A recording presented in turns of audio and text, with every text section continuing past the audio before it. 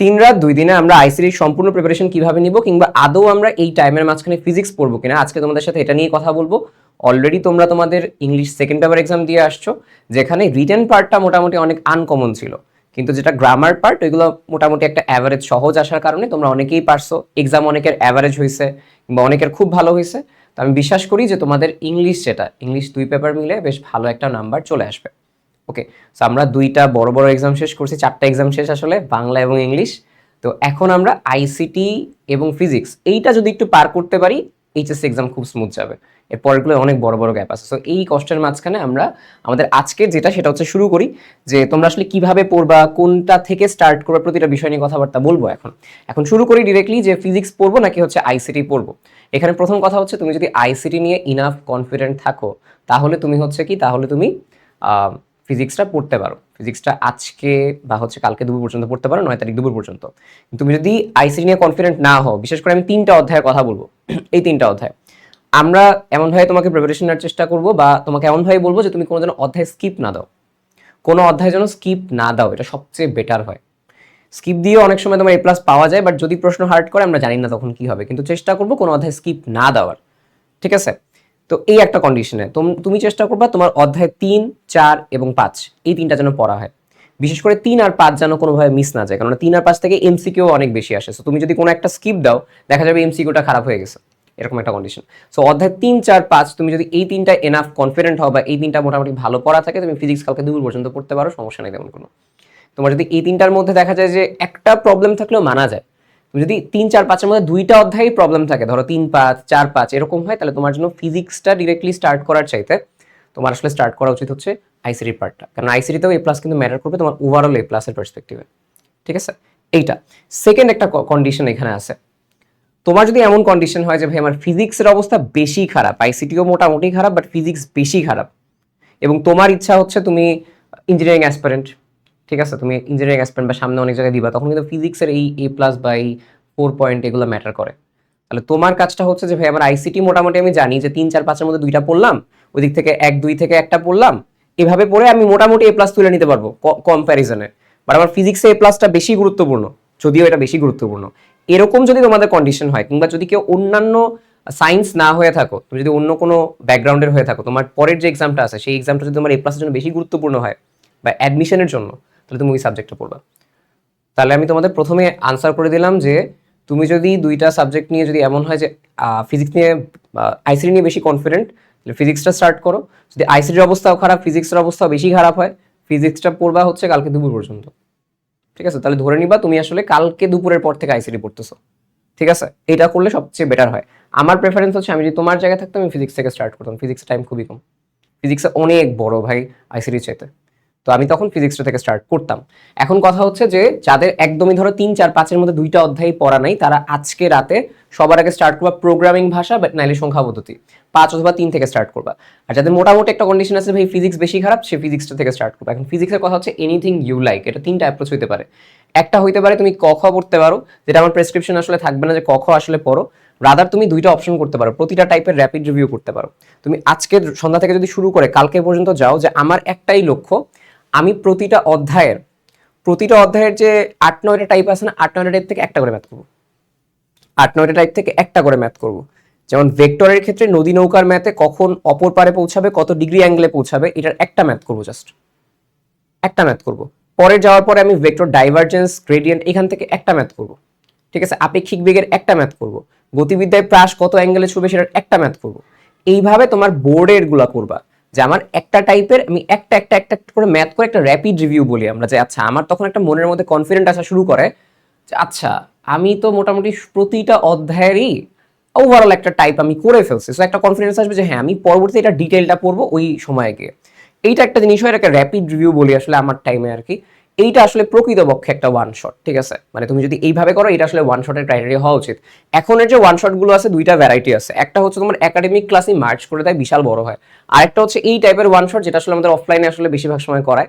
অফলাইনে বলতে তোমার ওই যখন ক্লাসগুলো করায়, ঠিক আছে, তখন স্পিডে খুব ফাস্ট যায় না, একটা 2টা ম্যাথ করায় দেয়। ওইগুলো হচ্ছে টাইপ অফ এরকম কথা, যে এটা করলেও করতে পারো। অথবা যদি মনে হয় যে ভাই আমি এখন চাচ্ছি যে আমি কালকে দুপুর পর্যন্ত একটা বা 2টা চ্যাপ্টারেরই এমসিকিউ ক্লাস করব, একটা বা 2টা চ্যাপ্টারই এমসিকিউ বা সিকিউ যেটি হোক ক্লাস করব, শেষ করব, বা আমার যদি ওই সময় কিছু ক্লাস দেখার থাকে ওইটা আমি এখন দেখে ফেলবো, আমি 1-2টা অধ্যায় খুব ভালোভাবে প্রিপারেশন নিব, এবং সেই 1-2টা অধ্যায় হবে খুবই গুরুত্বপূর্ণ অধ্যায়। সেটা হইতে পারে গতিবিদ্যা। তোমাদের কেন জানো অ্যানালাইসিসে গতিবিদ্যা এবার দিচ্ছেই না কেউ, যে ভাই গতিবিদ্যাটা কি পরিমাণ ইনসেইন ইম্পর্টেন্ট। গতিবিদ্যা অ্যানালাইসিসে কম আসে কেন জানো? গতিবিদ্যা গত 5 বছরে ছিলই না তোমাদের, গতিবিদ্যা গত 5 বছরে একদমই ছিলই না, এই জন্য অ্যানালাইসিসের সংখ্যা কম আসে। বাট গতিবিদ্যা যখন ফুল সিলেবাস ছিল প্রচুর প্রশ্ন আসতো, আসতোই। সেটা মাথায় রাখো, গতিবিদ্যা থেকে প্রশ্ন আসবে, কেউ অ্যানালাইসিস দিক আর না দিক এরকম টাইপের। সো এইরকম গতিবিদ্যা, নিউটনিয়ান মেকানিক্স, কাজ শক্তি ক্ষমতা, এগুলো তোমরা হচ্ছে একটু এখান থেকে পড়ার চেষ্টা করবা। এই হচ্ছে আমার ওভারঅল কথাবার্তা, যে এনিথিং ইউ লাইক। অনেকে ক খ পড়তে চাইতে পারো, বাট ক খ আমার প্রেফারেন্সে না। তুমি মেইনলি অল টাইপের একটা র্যাপিড রিভিউ দাও, বা 1-2টা অধ্যায় একটু ডিটেল করো, যে এখানে 1-2টা না করে এখানে একটু বেশি করলা, এমসিকিউ করলা, সিকিউ করলা, এরকম একটা কাজ হতে পারে। এই হচ্ছে কথা। আর যারা হচ্ছে আইসিডি পড়তে চাচ্ছ তারা হচ্ছে এইখান থেকে স্টার্ট করো। আমি আইসিডি ফ্লোটা তোমাদের দেখা দিচ্ছি 9 তারিখ 2 পর্যন্ত। যদি হচ্ছে বললাম আইসিডি যদি কেউ ফলো করে তাহলে যা বাকি ওই আগের দিনে যা বাকি থাকবে তার সাথে অধ্যায় 3 বা অধ্যায় 5টা শুরু করবে। মানে আমাদের ফ্লোটা তোমাকে একটু বলি, আইসিডি কেসে ফ্লোটা হবে এরকম। আইসিডি কেসে পড়ার ফ্লোটা বুঝছো, হয় 5 পড়বা নাহলে 3 পড়বা প্রথমে, এরপরে পড়বা 3 অথবা 5, মানে এই 3 আর 5 প্রথম দুইটার মধ্যে থাকতে হবে। এরপরে তুমি পড়বা 4, এরপরে পড়বা 6, এরপরে পড়বা 2, এরপরে পড়বা রাতের, মানে দেখা যাবে এক্সামের আগের রাতে 1 পড়তেছো। সো এই ফ্লোতে আসলে তোমাকে হচ্ছে এই আমাদের যে আইসিটিটা আছে, আইসিটিটা এই ফ্লোতে তোমাকে পড়তে হবে। কেননা আমরা যত কঠিন জিনিসগুলো একটু আগে শেষ করবো, এগুলো একটু প্র্যাকটিসের ব্যাপার থাকে। এটা কম প্র্যাকটিস, বাট এই দুটো প্রচুর প্র্যাকটিসের ব্যাপার আছে। এটা মোটামুটি টিপিক্যাল আসে, এই 3টার পরে লাস্ট মিনিট টিপিক্যালি আসে, টিপিক্যাল জিনিসগুলো আসে। তাহলে আমি তোমাদের বুঝাতে পারছি যে মেইনলি আসলে কি করবা। 8 তারিখে কি করতে পারো, বা 9 তারিখেও তুমি আসলে দুপুর পর্যন্ত কি করতে পারো, 3-5 যেটা আছে। আর 9 তারিখ দুপুর যেটা বললাম, ফিজিক্স যদি করবা তখন যদি তুমি কনফিডেন্ট হও।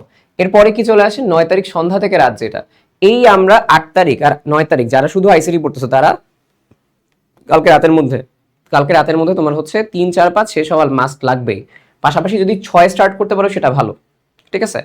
আর এর পরের দিন 10 তারিখ সকাল থেকে দুপুরে যারা আইসিডি পড়তেছো ডেটাবেস পড়বা, আর 10 তারিখ দুপুর থেকে রাত 8টার মধ্যে অধ্যায় 2 আর অধ্যায় 1টা শেষ করে ফেলবা, ঠিক আছে। এই হচ্ছে মেইনলি কথা। আর যারা হচ্ছে তোমার ফিজিক্স থেকে স্টার্ট করতেছো তাদের জন্য একটু বলে রাখি, তারা দুপুরে যখন এইটা তুমি শেষ করছো, বা দুপুর বা বিকালের মধ্যে শেষ করছো, এরপরে বিকাল থেকে শুরু করে কালকে রাতের মধ্যে 3 আর 5 শেষ করে ফেলবা। কালকে রাতের মধ্যে কি করবা, 3-5 অথবা 3-4 শেষ করে ফেলবা, 3-5 বা 3-4 শেষ করে ফেলবা। এর পরের দিন যখন তুমি সকালে উঠবা, আমি জাস্ট 1 মিনিট সময় নিচ্ছি তোমাদের কাছ থেকে, আমার এখানে একটা কল আসছিল, আমি জাস্ট ওইটা একটু কেটে দিয়ে আসলাম। তো 3-5 বা 3-4, আই গেস 3-4টা বেশি ফিজিবল তোমাদের এই রাতের মধ্যে 3-4টা শেষ করার। পরের দিন উঠে তুমি সকালবেলা বরাবরই 5 পড়বা, এরপরে দুপুর এবং মানে সন্ধ্যার মাঝখানে 6, এন্ড দেন 2টা শেষ করার চেষ্টা করবে, রাত 8টার মধ্যে 1টা শেষ করো। রাত 8টা কেন বলছি, কারণ নাহলে একটু বেশি লেট হয়ে যাবে। কারণ তোমার আশা করি যাদের প্র্যাকটিস আছে তারা হচ্ছে 3-4টা অ্যাটলিস্ট কালকে রাতের মধ্যে শেষ করা, ফিজিক্স শেষ করার পর সবচেয়ে ভালো এটা অ্যাপ্রোচ হয়, ঠিক আছে। সো এবার আসলে হচ্ছে ক খ উইথ অর আফটার, পরে পড়বো না আগে পড়বো। আমার প্রেফারেন্স হচ্ছে পরে পড়াই বেটার। ক খ এটা সুবিধা কি, পুরোটা যখন পড়ে আসছো না তখন তোমার মনে হবে আমি ভুলে গেছি এরকম ফিল হতে পারে। তখন ক খ পড়ার টাইমে তোমার কাছে মনে হবে আচ্ছা ঠিক আছে এই টাইপের টপিক আছে হয়তো, বা পারি কিছু একটা, ক খটা মুখস্থ করলাম। আবার কিছু ডেফিনেশন আছে যেটা একটু আগে পড়লে মনে থাকে ভালো। ইভেন সকালবেলা কিছু ডেফিনেশন যাওয়ার সময় পড়ে গেল, খুব একটা ক্ষতি নেই। আমি কিছু মুখস্থ বিদ্যার সঙ্গে আগে পড়তাম। সো আমার প্রেফারেন্স হচ্ছে আফটার, ওই 8টার পরে এক্সাম দিবা, কিছু কনফিডেন্স বুস্ট এক্সাম আমি দিয়ে দিব, এখানে টেলিগ্রাম লিঙ্কটা ডেফিনেটলি যুক্ত হবা।